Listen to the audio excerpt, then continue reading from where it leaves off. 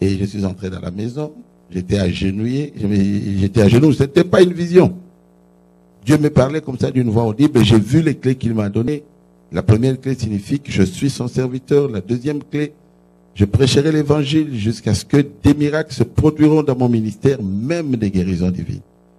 Et la troisième clé, c'est quand les fausses doctrines entreront dans ce message, tu prieras le Seigneur et il t'aidera à porter cela dehors. Donc, de là est parti mon ministère jusqu'à aujourd'hui, avec des signes et des miracles et des produits jusqu'à la résurrection de plusieurs morts. Et je peux citer Batonassou, Guémena, dans un stade devant des milliers de personnes. J'ai prié, Batonassou est revenu à la vie. Je viens de faire une campagne à Kinshasa, j'ai parlé du docteur Jésus. Le Seigneur Jésus était descendu, vous pouvez voir des boiteux danser avec leurs béquilles et les jambes complètement réparées. Et dans mon ministère, j'ai prêché l'évangile dans le monde entier. J'ai été en Belgique, j'ai prêché en Belgique, j'ai prêché en France, des campagnes à Paris, à LSC avec beaucoup de guérisons, même des blancs. J'ai prêché dans des coins reculés tels que Bombakabo. Je ne sais pas si vous connaissez Bombakabo. Non, non? Non, non. Oh, merci. Est-ce que vous connaissez Yumbi? Non, non, pas Merci beaucoup. Et Vanga, vous pouvez connaître? Non, hein? Non. Et Boulungu, vous connaissez? On entend parler de Ah bon, j'ai prêché dans des coins que vous ne pouvez pas imaginer. Kekabokwankubu, vous ne connaissez pas. Kombe, vous ne connaissez pas. Mon évangile, c'est l'évangile que je donne à tout le monde. Je prêche l'évangile pour tout le monde. Pour les riches, pour les pauvres. Je prêche l'évangile pour amener les âmes à Christ. C'est pour cela Dieu m'a créé, pour donner vraiment la parole de Dieu à tout le monde. Et dans mon ministère, j'ai été au Cameroun, j'ai prêché, il y a eu des miracles, les gens ont jeté des béquilles, les aveugles l'ont vu partout dans le monde. Alors, à Miami, c'était la même chose. Les gens ont été délivrés de, comment on appelle ça, la puissance là des Haïtiens là, de vaudou. Et il y a une femme qui avait un cancer de sein à Miami, aux États-Unis, guérie instantanément. La boule là, qui était dans son sein est partie. Mon ministère, bon, je prêche l'évangile, je prêche que Jésus est Dieu, et je prêche ce que Frère Branham a prêché, la seconde venue de Christ. Nous devons nous préparer parce que Jésus revient. Alors, pasteur, les gens se posent la question. Les hommes de Dieu disent, Dieu m'a parlé. Dieu m'a parlé, j'ai une vision, Dieu m'a révélé. Ça se passe comment quand Dieu vous parle? Il y a un homme qui apparaît. Vous entendez une voix audible. Dans cette interview, je peux facilement entendre le pasteur Baruti est en train de répondre aux questions. Mais ça se passe comment? Quand Dieu vous parle, c'est pas une révélation, par une vision, par un songe. Vous avez entendu une voix audible. Ça se passe comment? Dieu vous a donné des clés. Ce sont des clés. Ce sont des clés spirituelles, pasteur. Bien. Je peux parler de plusieurs expériences. Dieu parle de plusieurs manières.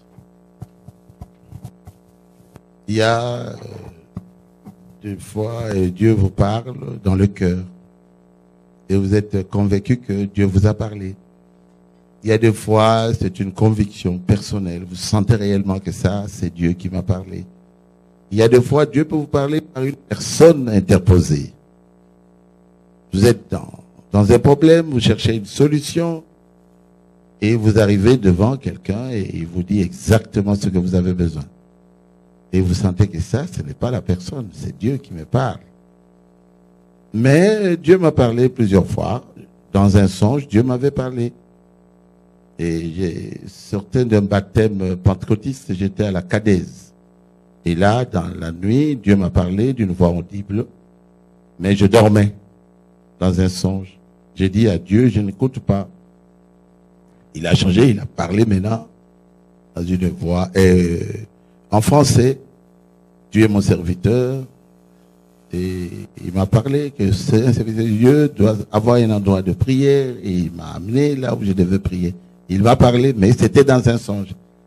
Alors, quand je dirais à quelqu'un, Dieu m'a parlé dans un songe, il va rire.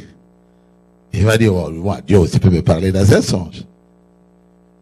Dieu m'a parlé dans une vision. Quand il a dit, vous avez trouvé, bien qu'il n'a pas parlé, j'ai vu cette banderole et j'ai vu qu'il était écrit, vous avez trouvé.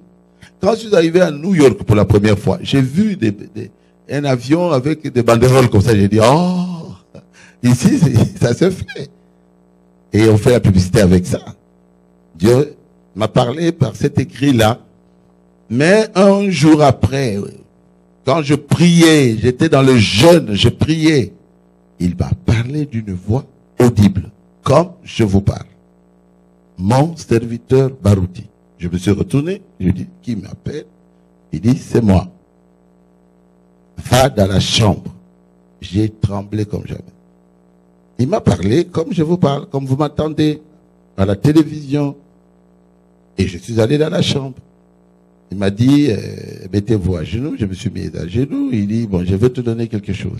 Je vais te donner des clés. Lève tes mains. J'ai levé mes mains et j'étais devenu comme la pierre, quoi. Je sentais comme si j'étais devenu de marbre. Alors il me parlait, j'entendais mais je ne saisissais presque pas. Et je voyais qu'il m'a remis les clés. C'est ça, c'est comme ça que ça s'est passé. 3 clés.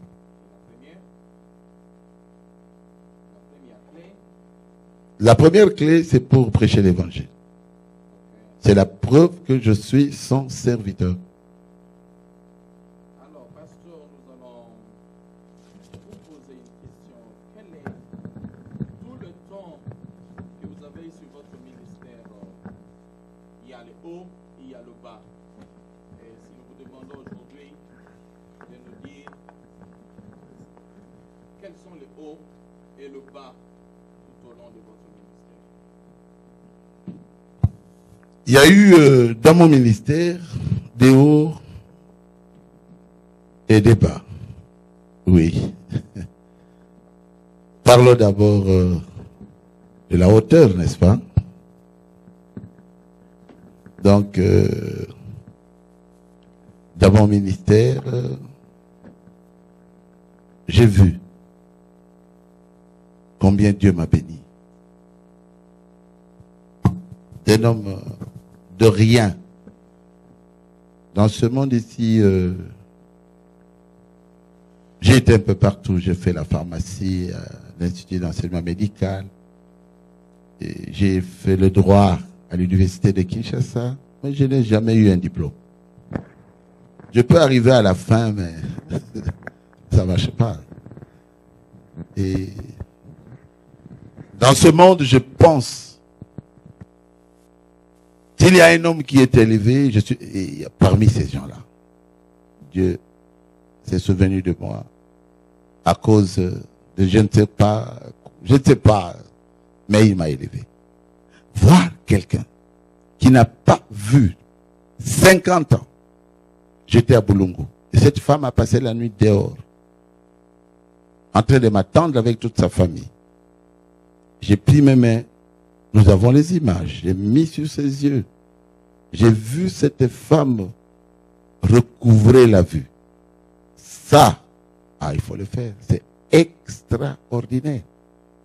Quand je lui ai dit, regarde, elle a regardé, elle ne voyait rien. J'ai dit, tu vois rien, je vois rien. Je lui ai dit, j'ai déjà prié, regarde encore. Elle a regardé, elle dit, je vois les chaises. Ah, ce sont des chaises. Je dis, de quelle couleur? Il y a couleur blanche. Une femme qui fut aveugle pendant 50 ans. Elle a eu des enfants sans les voir. Les enfants ont eu des enfants. Quand elle a regardé sa fille, j'ai dit, c'est ta fille. Alors, elle a pleuré. Sa fille a pleuré. Ils se sont embrassés. Ça, c'est la petite fille. Elle a embrassé la petite fille. Et moi, j'ai eu des larmes aux yeux. Ce sont des choses que j'ai vues. La femme qui était ressuscitée à Guémena, je lui impose les mains. Rien. J'ai dit, mais cette femme est morte. J'ai dit, bon, au nom de Jésus, Batonassou, reviens dans ce corps. Et elle est revenue dans le corps. Elle a ouvert ses yeux. Oh, tout le stade a crié. Maintenant, nous croyons en toi. Il voulait même que je reste à Guémena, que je prêche encore. Alors j'avais fait à peu près 4 jours de prédication à Guémena.